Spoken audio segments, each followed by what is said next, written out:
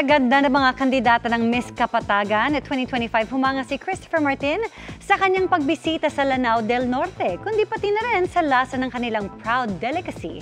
Na cassava cake. May report si Cyril Chavez ng GMA Regional TV. Time out muna sa adrenaline rush na hatid ng running at biking. Dahil lumipad papuntang Kapatagan, Lanao del Norte, si sparkle artist Christopher Martin para makisaya sa 76 araw ng Kapatagan. Tila cheat day muna dahil tinikman ni Christopher ang isa sa mga patok at proud delicacy ng bayan na cassava cake. Sige, tikman natin. Tikman natin. Mukha pa lang masarap na eh. Ay, masarap yung cheese.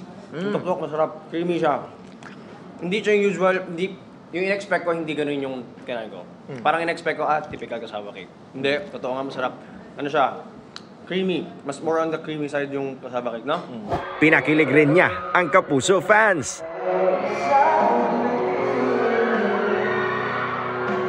At mga kandidata sa Miss Kapatagan 2025 Beauty Pageant.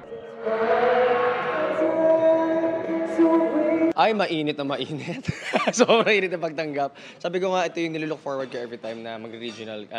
Inaano ko for regional TV, napuntahan yung mga kapuso natin up close, na makapag-perform sa kanila.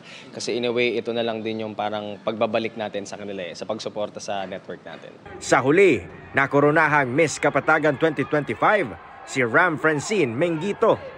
Mula sa GMA Regional TV at GMA Integrated News, Cyril Chavez, nakatutok 24 oras.